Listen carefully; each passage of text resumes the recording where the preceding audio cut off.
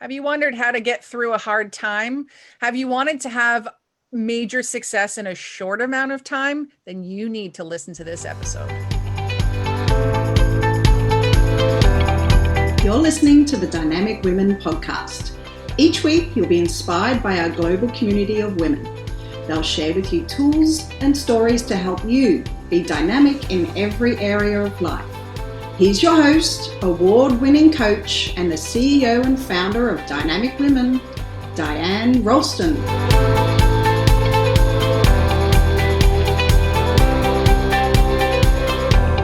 Hello, everyone. Welcome to the Dynamic Women podcast. I am Diane Rolston, your host, and I'm so excited to have Raveena.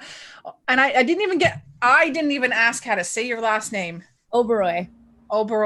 Yeah. My apologies on that. Well, it's so great to have you here, Raveena.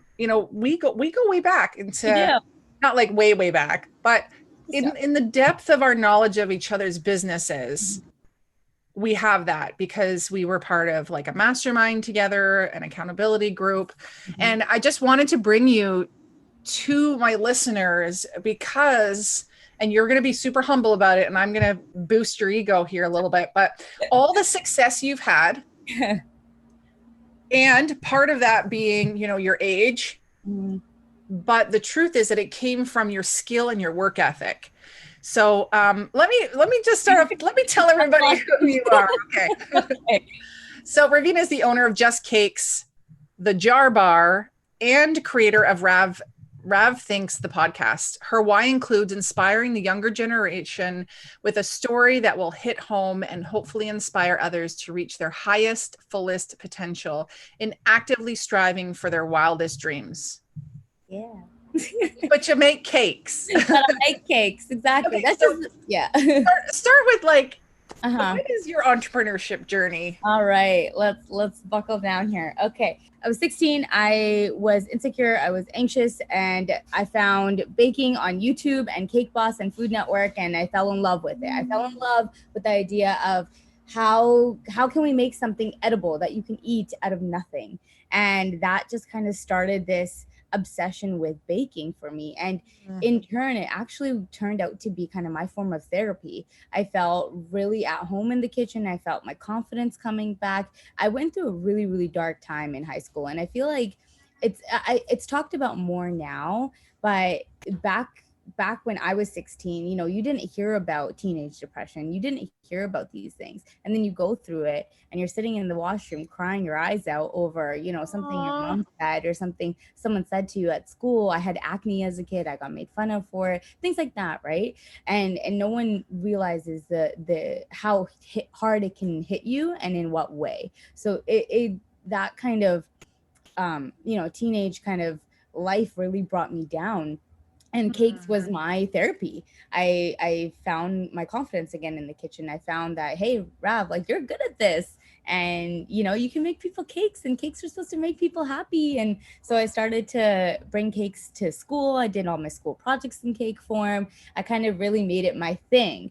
And, lo and behold, a couple of years down the line, graduating high school at that point, I kind of was back in a mental space where I'm like, I'm good at this. And I'm a valuable person in society, and I am a good person. And then fast forward, I moved to Vancouver. I went to UBC. I have a degree in psychology, and I lived in the dorms. And in the dorms, there's no kitchens. There's only communal cafeterias and communal sinks and fridges and stuff. No full kitchens. And I absolutely lost my mind. So and that was also the same year I actually lost my grandma, who was a big part of, kind of my mental mantra of saying, anything you do it with love and with everything that you have. And she was that woman in my life to remind me of that every single day. So I lost my grandma in that first year of school, and I lived in the dorms. I didn't have my kitchen. I didn't have my release, and it really, really got to me. And that was kind of when I stepped back and I looked at myself. I'm like, Rob, you need your kitchen in your life. And something as simple as that, right, can change your world.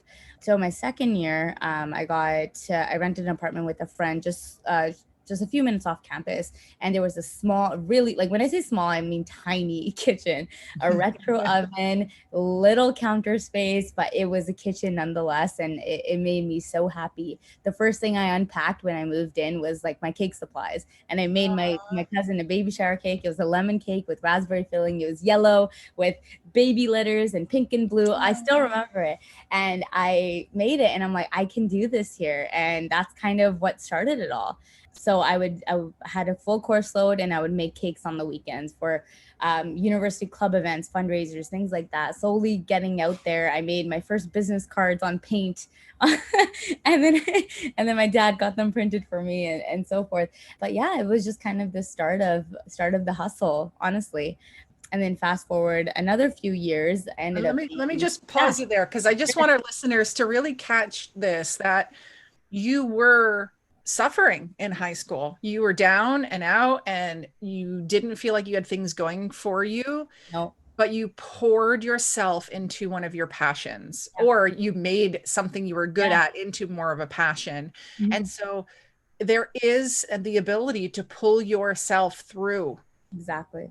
And that gave you the confidence to then go do other things and probably to go to university. But when you take away someone's passion, that's when we slip back. Exactly. And that just shows the weight of how much your passion can do for you, right? And passion and purpose at the end of the day too. Like, yes, like you mentioned, I want to inspire people through making cakes, but it's not that, it's the purpose behind, why I started all of this is because it made me feel good. It made me feel like I was worthy. It made me feel like I was enough. And a hobby that can turn into a passion can definitely do that for someone. And you don't know how that story or that vehicle is going to help inspire other people. And that's kind of where my why comes from. But yeah, so I graduated university and I graduated, in psychology. And my prof in my final year, one of my main profs was like, we had like this term project of, counsel yourself through a career problem. And I'm like, wow, isn't this perfect? Do I go for my degree or do I go for my passion? And she was the first person that looked at me and said, why do you need to choose one thing that you love? And I never heard it that way. And I'm South Asian, so I come from kind of a cultural background that's very much, stick to a really good professional degree, professional job, get a job, get a family, have kids, and, that linear progression of life. Yes. Because it kind of comes from, an immigrant mentality of, survival of the fittest almost. And that is a whole nother way to grow up. And, my parents are amazing individuals and they've always been huge advocates for going for your dreams. So I think that was a huge part in it. But yeah, that was the first time I ever heard that I can have two loves. I can do two things. So there was about 2.5 years in my life that I was doing both. I was working within the realm of psychology as well as doing cakes full time. And that's when I kind of made the decision to leave everything and go to Paris and live in Paris and study under some incredible world-renowned chefs in Paris, because I said to myself, I love this thing too much. I want to see it through. I want to do everything in my power that I can, that I'm exercising this passion to the most ultimate form, as crazy as it may be. And so I did. And it's not just like, and then I went, right? It wasn't just, I went to the airport and I got on a plane and I went.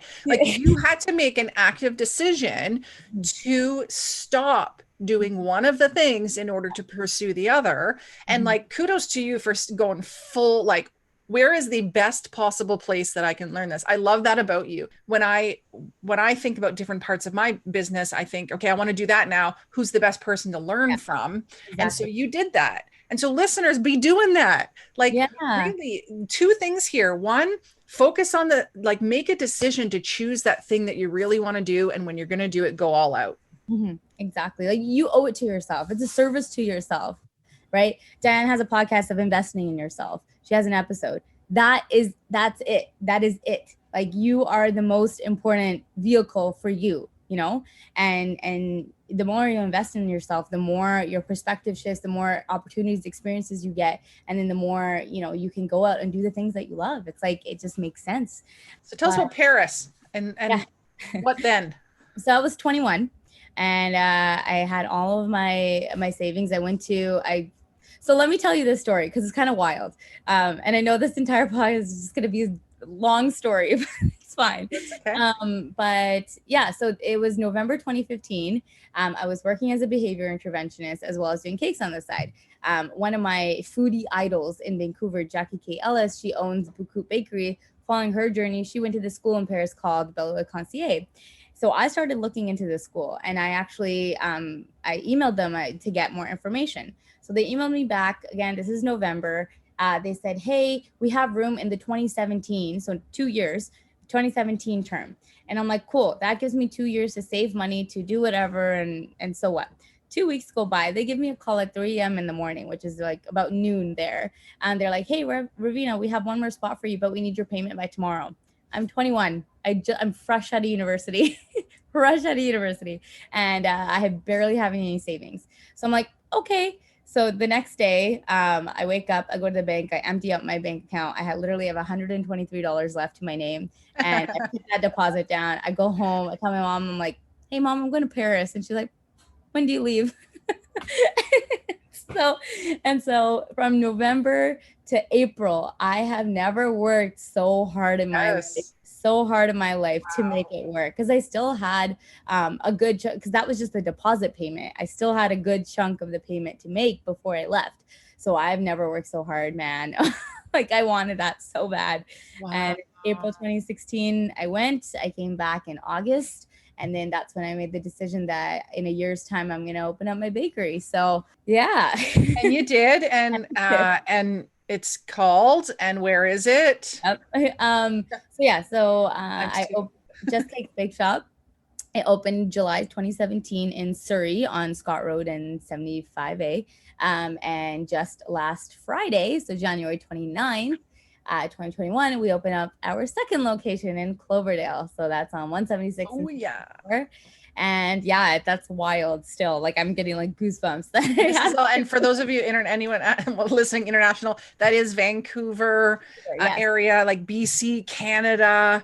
And so, when things settle down, you definitely gotta come in and try the cakes and it's not just cakes.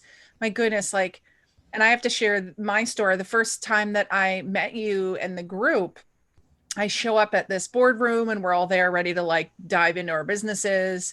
And in the middle of the room, there was a box with my name on it, I think, or maybe it just said it was the Just Cakes box. But anyway, when it opened up, it was just like a cornucopia of the most fancy, delicious patisseries, cakes like I've ever seen. And my name, I think it said welcome Diane on it. It was just the sweetest. And now for you to say like that, kind of like the giving of love through cakes, for sure. Like I was like, I'm home. This is my group. Or at least she's my group. Because of how you welcome me. That was just so sweet. And just the high quality of the work you do is fantastic. But so from the time you landed back in, like back home from France to now, how long has that been? So that was 2016. So almost 5 years. It'll be 5 years in the summer. Yeah. And how old are you now? I'm 27. Okay. Yeah. So I just want, for anyone that's like, I'm too young, I'm too old, I'm too whatever, you're not. And so in 5 years, you've opened up two like physical storefronts. You also have your cakes in what stores? So we have them at Fresh Street Markets across BC. So that's in 5 stores. We have them at Dankmart in Vancouver, which is like a snack store. We have them at Tasty Indian Bistro in their 2 locations there. That's a high-end Indian restaurant. We have them at Mink Chocolate Cafe in White Rock, BC. We are working on a couple more cafes right now, and just catering to weddings, birthdays, small occasions. COVID has definitely made things a little bit different, but I don't necessarily think it's in a bad way for my business in particular. We were able to conceptualize the North America's first cake jar vending machine. So we have a vending machine now, and that's we started off at Willowbrook Center in Langley, and then we went to Aberdeen Center in Richmond, and now we're working on a couple things for that too. So wow. So amazing. And I also know that you either have worked or continue to work with an extremely famous brand that I can't say what it is, but an extremely famous brand providing cakes for their clients. Yeah. And that like, that's I can't say more, but that is huge. And so and or maybe what the listeners are feeling is there were so many things so many avenues where you're putting out your products. And so that's where I kind of want to relate it. Just like if someone had a service, you can put it out in many different ways. And so how would you say you've been able to capitalize on these opportunities? Because it's not like everybody's knocking on your door and saying, Raveena, please do all these amazing things, and here it is. Like, you hustled and you worked. So how do you make this happen? And when you get the opportunity, how do you know to take it? I feel like I live my life through this. Have you heard of the theory of positive uncertainty? So that's essentially that is the theory that innately humans, like down to, evolutionary speak, down to our just instincts, we are instinctually afraid of what we don't know. We're afraid of the uncertain. So it is this theory that says, well, we need to make an active, conscious effort to actually label the uncertain as positive, as that's potentially positive experiences, whether it's opportunity, whether it's experience, whether it's just your perspective. It's just a mindset shift. That's all it is. And so I think that I have just over the years, I've become really good at that. Even if it's, me making a huge fail, even if it's me, just talking to someone for the first time, meeting someone, I feel like there's always opportunity and a place to gain experience, knowledge, whatever from that, instance. So I feel like just over the years, just getting really good at that, getting really comfortable with being positive about scenarios, whether they are innately negative scenarios or positive scenarios, it's just having a positive perspective on that. I think that's really made a difference. That every single meeting I go to, I'm thinking, okay, well, how can I, it's not necessarily how can I benefit from that? It's like, how is this going to positively affect me? In which way, right? And even just 2 weeks ago, Diane, I was like in my lowest of lows, trying to like figure out this new location. How am I going to pay for it? The bank rejected me, all this kind of stuff. And like, they promised me money before and financing, and how am I supposed to pay my, 20 employees right now? Like all of that, like that was such a real fear. And we were just about to, this was literally 2 weeks ago. And so instead of like sulking, I sulked for, don't get me wrong, I sulked for like 2 hours. And then I cried, I did what I need to do. And I said, okay, crying it's not going to get me anywhere. Let's see, what are my options here? How can I learn from this? Okay, I can learn from this by being better in the books. I can learn from this by having a plan B. But how do we proactively go about this in a way that it's really, really going to help, right? Who do I need to talk to? What do I need to do? So I think it's just like that mindset shift of like, there's always a way. There's always a way. Nothing is impossible. And it's just kind of going with that mindset that every single thing in this life can be an opportunity if you let it be an opportunity. So I think that's all it is, honestly. And when you want to know about you is that you say, I'm going to do that. And then you do that. Where I think what a lot of other people do is they say, that'd be nice to do, or yeah, I'm going to do that. And then things get hard, but you step into that, how can I mentality? Exactly. Well, how can I make it work? Yeah. Because I said, I'm doing it and I'm doing it. And obviously if things turn out to be not a good idea, that you do step away from it. But what has helped you to maintain the courage to push forward? There's a lot, for sure. On one end, like I'm definitely, I put a lot of pressure on myself, and at the end of the day, only I'm going to execute the goals that I have in my mind. No one's going to do it for me. So I feel like they're on one hand, there's that.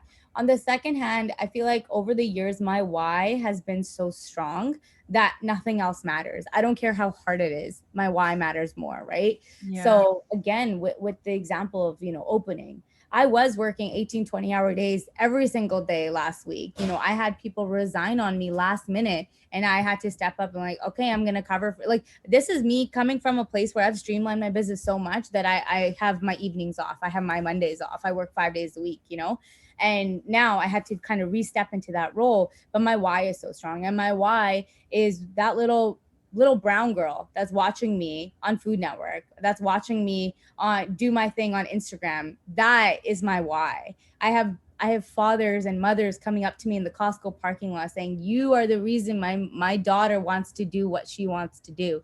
That is my why. It does not matter if I'm there 18, 20-hour days. It doesn't matter if I don't get my date of the week. That is my why. So I think just having such a strong why tells me that I'm going to move mountains, and I'm going to help another little girl move mountains when she's there. So that's it. That's honestly Oh it. yeah, mic drop. Now you mentioned Food Network, but the listeners don't know. They don't know about the Food Network. I forgot and about I'll tell you, like, Raveena totally underplays this, but you're a champ. So tell us, like, not just what you did, which was so awesome, but a couple of the learnings that you had along the way. For sure. So I'm a huge believer in manifestation and law of attraction. So in 2019 in January, I literally put on my vision board that I wanted to be on TV, and I left it there. And that was just like something I just knew it was going to happen. So in April, I got reached out from a producer from Food Network saying, hey, we follow you on Instagram. We would love for you to apply for this show. So I'm like, cool, let's apply for this show. So we went through all the different steps of applying. And then in May of 2019. Oh, I can't remember now. It doesn't matter. Doesn't matter. Yeah. Oh no, it was okay. Anyways. So I applied. We got on. We went in that summer. It was 2019, June 2019. We went and filmed a Halloween episode for Food Network's The Big Bake, a brand new show on Food Network. And I went in with the mentality that we're facing previous champions of previous shows. It doesn't matter if we win. It's just crazy that we got this far. It's crazy that, again, my why, a little girl is going to watch me and say, holy crap, she looks like me. I can do that too. And that is what kind of pulled us through everything, right? And the whole experience was a complete wild mess roller coaster, like logistics wise. But, we made it through. We ended up winning. It aired October 2019 on Thanksgiving Day. We had crazy stats for our episode, and that's thanks to the community. That's thanks to Food Network. And just the key takeaways were, your mindset in every single situation matters. If I went into that putting a crazy amount of pressure on myself, a crazy amount of I have to win, rather than the mindset that we did apply, which is we're working as a team. The goal is to get a finished product out and do the best we can and have so much fun. Proud of that. Yeah. That is what set us apart, right? Our competitors were incredible. Like, I cannot believe that, it turned out the way it did. But with that right mindset, with our right attitude, that's like kind of constant language, even while we were working and filming, that makes a difference. So yeah, it aired. We won. And here we are. Yeah. And there's this idea of you being the underdog going into that episode. Mm-hmm. But you, again, focus on your why, focus on what really matters. And a lot of times when I'm working with my clients, they'll be so scared of the main goal. Like, if your goal was to win the show, that can be a very scary thing that's also out of your control, because there could be something like you used a certain flavor that one of the judges hates, or for some reason the oven didn't cook as your normal oven does, and you didn't know that. And so there could have been something that was out of your control. Plus, you don't know how the other people are going to do, but you focused on the process to the goal. So you created process goals. I love that you did that. Now tell us, what did that do for your business?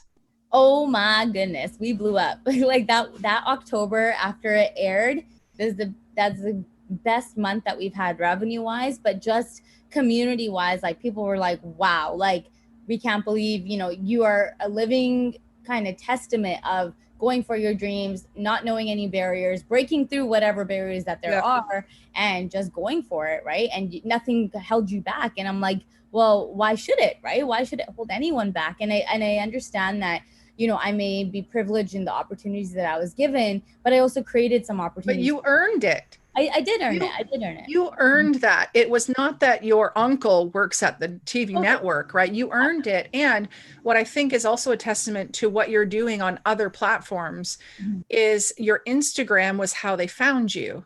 And Mhm. so when people are thinking, I'm not going to put energy into certain things, because of whatever reason, you don't know who's watching, Don't know who's watching. or you don't Exactly. know who looked at you and passed you over. Yep. And so always putting your best foot forward. Yep. But for anyone also that's like, I don't know how to reach the masses, or I haven't proven myself. You are what, at that point, just 4 years into your business? I was Years, two, two, 2019? 2 years. 2 years. 2 years into running a physical business, and then you're like, I'm going to be on TV. Yep. And, so that was a really good idea. So listeners, like, if you're thinking that you want to get your message out there, or you want to build proof, social proof and experience and all that super quickly, take some of Raveena's, like, Baby model steps. after her. Baby steps. And you know what? Like Instagram doesn't need to be hard. Like I literally was just myself. And like I would put up a video on there. Like I literally would tell people like, hey, I had a really hard day. And but I'm making these cakes and I'm just so excited to have this on your table. Like I was talking to my followers. I was letting my team talk to my followers. I was just it didn't have to be nice and professional and curated every single time. Of course, there's merit to, branding and all that kind of stuff. Yeah. But there's so much more to that, right? There's so much more, especially on a platform like Instagram or even Facebook. Like people like to see your face, people like to see the face behind the logo. Yeah. So I think I really took that to heart. And everything that we do is surrounded with this idea of community, with this idea of living a dream, and that resonates with people. So I think that's why we've had success online. And like I'm working with brands like Hershey Canada now. I'm working with other big crazy brands that I never thought I would be able to. But you don't know who you're going to reach, who you're going to touch, if your story can change one person's mood, one person's life, one person's day, then that's incredible. You have that power. Vulnerability has that power. Whether it's showing your day to day, whether it's showing your why or sharing your story, it all matters. Yeah. Mm-hmm. And that's also what makes you different from others. It's when you have that story, that why, that is so apparent. It's funny because your name is Just Cakes, but it's more than just cakes. Totally. So for the business side of things, let's kind of switch gears a little bit. You do have a wide variety of offerings. I don't know if people understand what the jar bar actually is. And so how did you make that business decision, maybe to what you carry in your actual physical stores, and the idea of having these vending machines for jarred cakes? Talk about that a little bit. So, I mean, the cake in a jar idea was born about 6 years ago. I was still, from my parents' kitchen. I had a lot of scraps. I had extra filling, extra icing. And then my mom, we live on a blueberry farm. So my mom always makes jam in the summer. So we had some extra mason jars. And I literally just layered cake and filling and icing. And I posted it up on my Instagram. My Instagram probably only had 500 followers at that point. I didn't have a big following at that point. And, people were like, oh my God, that's so cool. That's so convenient. And so I started selling them. So that's kind of how like the jars ended up, being a thing. And I would do, these flash sales and stuff, again, just from my home kitchen.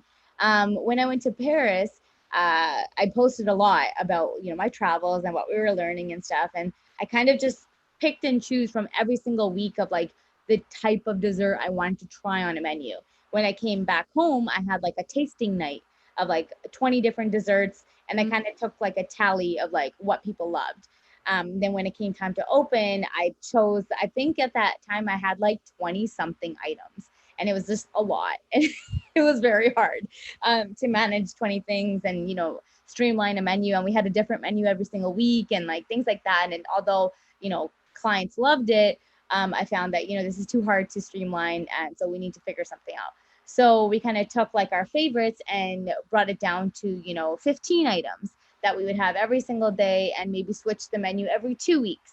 Now that's gone to, having 10 items, and we change it every quarter, but we have a seasonal thing every single month, and there's always something new. that you can get, whether it's flavor wise or whatever. So it's just been a lot of trial and error in terms of what people have liked and new things that we've tried and they've caught on, or, you know, things that we've tried and people don't like it.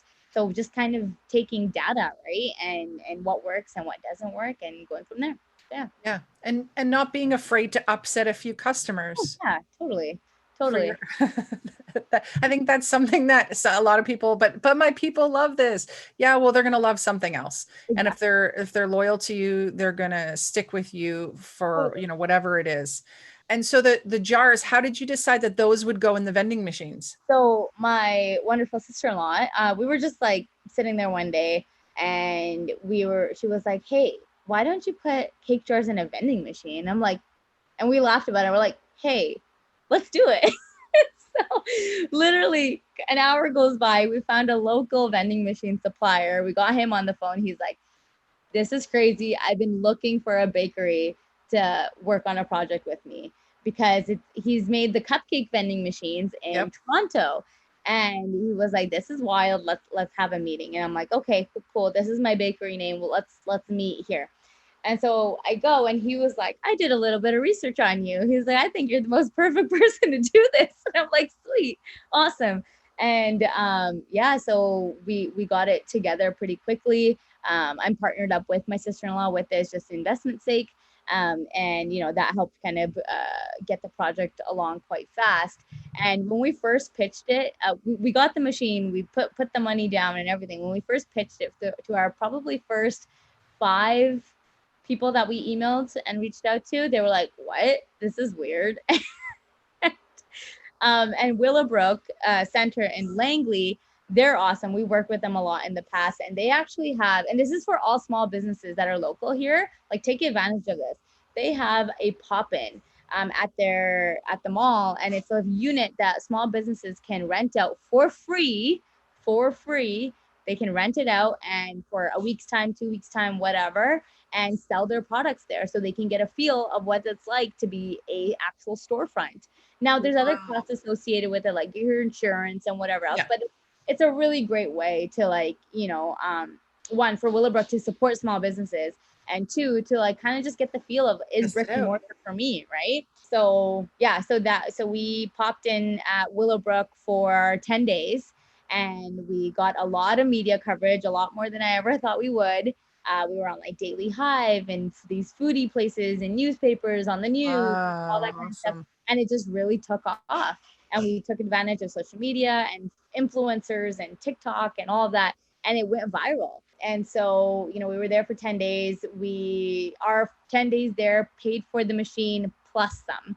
So it was perfect. Crazy. And we were like, well, this is a proven concept now. And then we started reaching out to more malls. And actually one mall, Aberdeen Center in Richmond, they reached out to me saying, we would love to have you there. And that's when we kind of figured that out. Now we've been there for about almost 3 months now. And now that's kind of the trajectory that I want to go with. It's like, maybe we can be a mall tour for the Jar Bar or something like that, right? And eventually the goal is like, this is my vehicle to be Canada-wide. And that was a big thing for me in 2020. It's like, how do I make this brand Canada-wide, but also still being able to have a life? So that's always been, without having to open a store in every major city. Exactly. Which would not be sustainable at this point in my life. I don't believe it would be. I think there's better ways to kind of get my product out there. So yeah, this is kind of the way I want to do that. So it's kind of come up really organically, and it's built, the hype has been organic and everything. So it's been really cool to see that. So, yeah. So I encourage everyone to follow Raveena on social media at Just Cakes Bake Shop, at thejarbar.ca, and at ravThinks. And of course, go check out her podcast. It's going to be in the show notes. Raveena, let's close off in, like, what's your final message? A lot of our listeners are women. They're either high achievers in a corporate position or they're running their own business. And so what's kind of a final message that you want to leave them with? I know as women, we get in our own heads.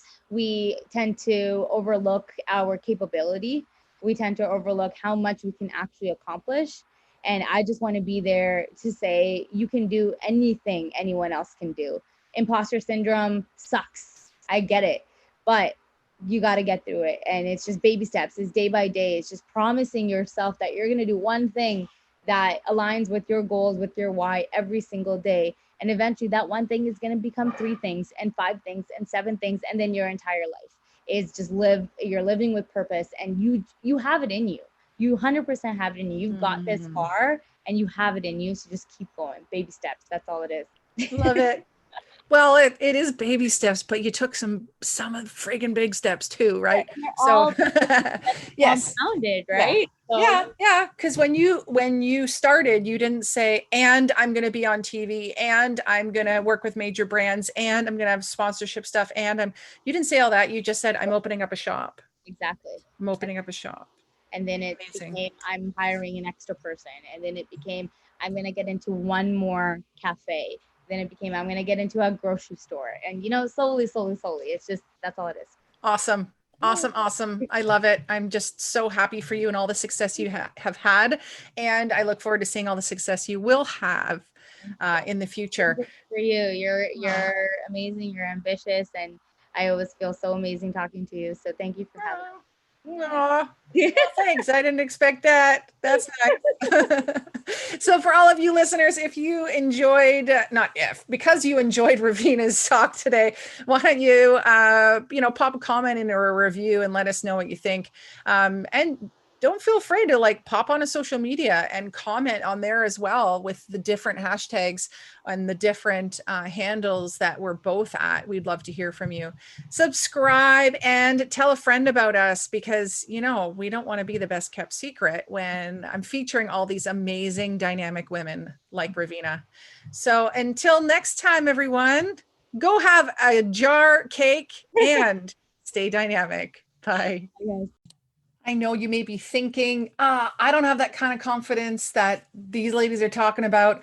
Well, I want you to know that confidence is something that can be brought out of you, unleashed, built up with the right training, the right tools, the right inspiration. And if you're already confident, there is an opportunity to get to the next level. And so I want to let you know about a really cool event that I'm having called the Confidence Summit. The experience to not only boost your confidence, but to connect with other women who are boosting their confidence and getting to that next level. So here's what you can expect on February 26th and 27th, a couple hours on Friday, and then throughout the day on the Saturday, we're going to have an experiential experience. What does that mean? You're actually going to be doing things even though we're virtual.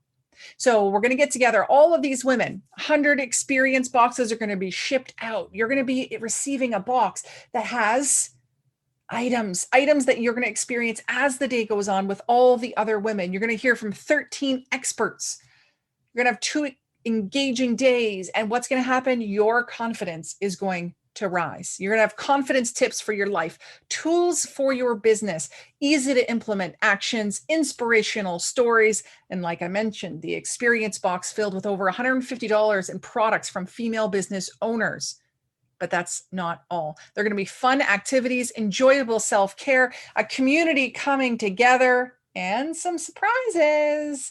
We got to keep you on your toes. It's going to be so much fun. I invite you to attend. You can grab your tickets by going to the show notes or go to www.dianerolston.com/confidence-summit. Again, the link is in the show notes. Grab your ticket, grab your girlfriend so that you can experience this together with them, and let's help you reach your goals faster. We'll see you there. Thank you, Dynamic Women, for joining us today. Please hop on over to iTunes to subscribe and leave us a review. Who do you know who needs to hear our message? We'd love it if you'd share our channel with your friends and family. If you're ready to be more dynamic, have more balance and more success, head over to www.dynamicwomenclub.com/free gift for your Key to Success book. Stay dynamic.